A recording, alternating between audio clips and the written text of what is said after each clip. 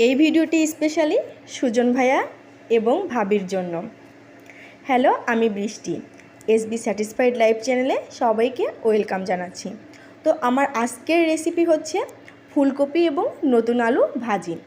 আমার চ্যানেলে সুজন ভাইয়া নামে সুজন অ্যানিমেশন স্টুডিও ভাইয়া রেগুলার আমার ভিডিও দেখে এবং কমেন্ট করে। তো আমার লাইভে একদিন আমার মুখ থেকে ফুলকপি এবং আলু ভাজির কথা শুনে ভাইয়া একটু অবাক হয়ে গিয়েছিল। সে বলেছিল, কেন আপু, ফুলকপি আলু আবার ভাজি খাওয়া যায় কখনো? মানে ভাইয়াটা সবসময় ঝোলে হচ্ছে ফুলকপি খেয়েছে, বাট কখনো ভাজি খায়নি।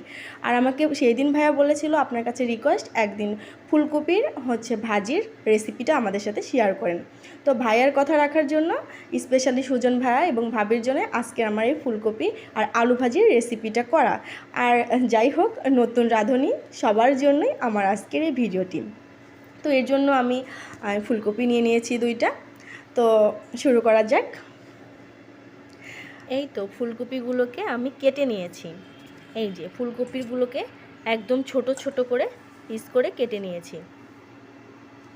তারপরে এখানে নতুন আলুগুলোকে আমি খণ্ড খণ্ড করে কেটে নিয়েছি, কেটে সুন্দরভাবে ধুয়ে নিয়েছি। এই যে খণ্ডগুলো এরকম হবে, একদম ছোট ছোট করব না, জাস্ট একটু বড় সাইজ করে রেখেছি আর কি। আপনারা চাইলে বা সুজন মানে ভাবি তুমি চাইলে এটা আরও ছোট করে কাটতে পারো আর কি। আমি একটু মিডিয়াম করে কেটে নিয়েছি, একটু বড় সাইজ করে নিয়েছি, কারণ ফুলকপির সাথে হচ্ছে আলুগুলো একটু বড় বড় সাইজ থাকলে অনেক বেশি মজা লাগে। তারপরে আমি হচ্ছে ফুলকপির যে অবশিষ্ট যে অংশ, ফুলকপির যে ডাঁটাগুলো থাকে, আমি সেগুলোও কিন্তু কেটে নিয়েছি। এইগুলো চাইলে আপনারা স্কিপ করতে পারেন, আর চাইলে আমার মধ্যে দিতে পারেন। আমি কিন্তু ফুলকপির এই ডাঁটা একদম মানে বাজার থেকে কিনে আনার পর যে তরতাজা ডাঁটা থাকে, সেটা কিন্তু আমি ফেলি না। আমি এরকম আলু ফুলকপি দিয়ে ভাজার সময় এই ডাঁটাগুলো একদম কুচি করে কেটে নিই, অনেক কিন্তু মজা লাগে আমার কাছে। তো যারা এটা পছন্দ করেন অবশ্যই এটা ভিতরে দিয়ে দিতে পারেন, আর যারা পছন্দ করেন না তারা অবশ্যই এটা স্কিপ করে নেবেন। বাট আমি কিন্তু এটা দিয়ে নেব, এর টেস্টটা কিন্তু আমি বাদ দিব না। আচ্ছা, তারপরে আমি এইখানে একটা বড় সাইজের পেঁয়াজ কুচি করে নিয়েছি আর কাঁচামরিচ কেটে নিয়েছি। তবে কাঁচামরিচের সংখ্যা অনেক বেশি দিয়েছি, কারণ আপনারা অবশ্যই জানেন বন্ধুরা যে শীতকালীন মরিচের ঝাল কিন্তু একদমই কম থাকে, আর আমি আবার একটু ঝাল প্রেমী বলতে গেলে, অনেক বেশি ঝাল পছন্দ করি। এই জন্য আমি কাঁচামরিচটা কিন্তু অনেকটা বেশি দিয়ে দিয়েছি। তবে ঝালটা আপনারা আপনাদের পছন্দ মতো দিবেন অবশ্যই। তবে এখন আরেকটা টিপস আমি শেয়ার করব সবার উদ্দেশ্যে, আর স্পেশালি তো সুজন ভাইয়া আর ভাবির জন্য। টিপসটা হচ্ছে, আমি এই ফুলকপির মধ্যে এই যে 1 চিমটি লবণ দিয়ে নিব, দিয়ে তারপরে আমি হচ্ছে একটু পানি দিয়ে 5 মিনিটের জন্য এটা রেখে দেব। কারণ ফুলকপির মধ্যে যদি কোনো পোকা থাকে, অবশ্যই সেই পোকাগুলো এই লবণ পানির মাধ্যমে বের হয়ে যাবে। ঠিক আছে দর্শক বন্ধুরা, আমি সুন্দরভাবে এটা একটু 5 মিনিটের জন্য ঢেকে রাখবো। আচ্ছা, 5 মিনিট পরে আমি চলে এসেছি দর্শক বন্ধুরা। এখন কিন্তু লবণ পানির মধ্যে এই ফুলকপিগুলো আমি একটু সুন্দরভাবে আর একটাবার ধুয়ে নিব। তো তারপরে আমি 5 মিনিট পর সুন্দর করে ফুলকপিগুলো ধুয়ে নিয়েছি। তো এর জন্য আমি এখন মূল কাজ শুরু করে দিব। কড়াই নিয়ে নিলাম চুলার উপরে, আর সেখানে পরিমাণ মতো তেল দিয়ে নিচ্ছি।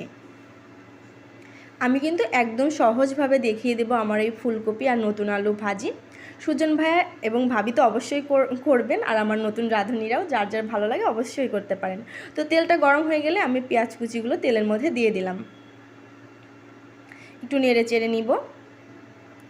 আর আমি এই ভাজিটার মধ্যে স্পেশালি এই একটু জিরা দিব।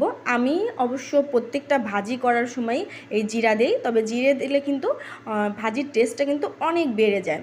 অবশ্যই জিরা দেওয়ার ট্রাই করবেন। আমি একটু নেড়ে চেড়ে নিচ্ছি। জিরাটা অবশ্যই দিবেন, অনেক টেস্ট লাগবে। তো একটু নরম হয়ে আসলে, পেঁয়াজগুলো নরম হয়ে আসলে আমি সব কিছু একসাথে দিয়ে দেব। সেখানে মরিচ কুচি, তারপর আলু, ফুলকপি সব আমি একসাথেই দিয়ে দিব। আর আমার যে কেটে রাখা অবশিষ্ট যে ফুলকপির এই যে ডাঁটাগুলো কুচি কুচি করে কেটে রেখেছিলাম, সেগুলোও কিন্তু আমি একসাথেই দিয়ে দিচ্ছি। তবে তার আগে একটা কথা বলি, এই ভাজিতে কিন্তু কোনো পানি ব্যবহার করব না। এখন আমি পরিমাণ মতো লবণ দিয়ে নিলাম, পরিমাণ মতো হলুদের গুঁড়া দিয়ে নিলাম। এখন সুন্দরভাবে একটু নাড়াচাড়া করে দিব আর কি। আমি আবারও বলছি, এই ভাজিটাতে কিন্তু আমি কোনো ধরনের পানি ব্যবহার করব না। পানি দিলে কিন্তু মজা লাগবে না। তো আমি ঢেকে দিলাম।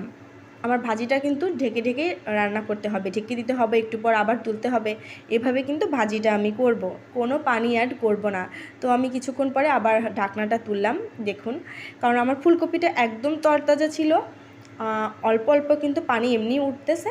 আর যদি আপনাদের 2-1 দিন ঘরে থেকে ফুলকপি, অল্প একটু পানি অ্যাড করতে পারেন, আবার না করলেও কিন্তু এমনিতেই হয়ে যাবে আর কি। তবে একটু ঢেকে দিয়ে তারপরে জাল করতে হবে। আর জালটা, চুলার আঁচটা একদম মিডিয়াম রাখবেন, হাই হিটও না, লো হিটও না, ঠিক আছে বন্ধুরা?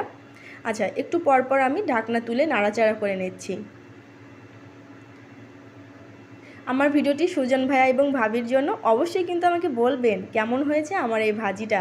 পুরো ভিডিওটা দেখতে থাকুন। আর নতুন বন্ধুদেরও জন্য আজকের ভিডিওটা আমি এ পর্যায়ে আর একটু অল্পখানি তেল চারিদিক দিয়ে দিলাম। দেখুন, আলু হচ্ছে সিদ্ধ হয়ে গেছে, ফুলকপিও কিন্তু সিদ্ধ হয়ে গেছে কোনো পানি ছাড়া। তো এই পর্যায়ে আমি আর ঢাকনা দিয়ে ঢেকে দিব না, আমি এখন এমনি নাড়াচাড়া করে নিব, একটু পরপর নেড়ে দিব, একটু পরপর নেড়ে দিব। আমার ভাজি কিন্তু প্রায় হয়েই আসছে, আমি একটু পরপর নাড়াচাড়া করে দিচ্ছি।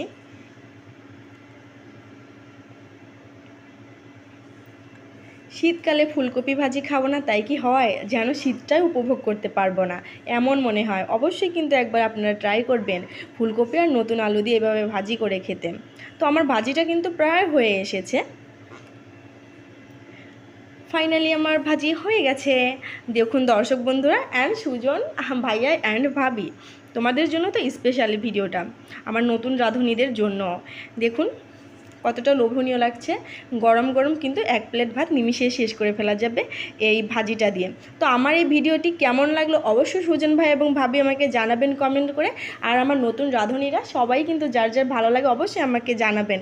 আমার চ্যানেলে নতুন হয়ে থাকলে অবশ্যই চ্যানেলটি সাবস্ক্রাইব করে আমার সাথে থাকবেন। ভিডিওটি ভালো লাগলে অবশ্যই একটি লাইক দিবেন। তো আজকের মতো আমি এখানেই বিদায় নিচ্ছি, দেখা হবে অবশ্যই পরবর্তী কোনো ভিডিওতে, আল্লাহ যদি বাঁচিয়ে রাখে। সে পর্যন্ত সবাই ভালো থাকবেন, সুস্থ থাকবেন, আর আমার জন্য দোয়া করবেন। আসসালামু আলাইকুম, আল্লাহ হাফেজ।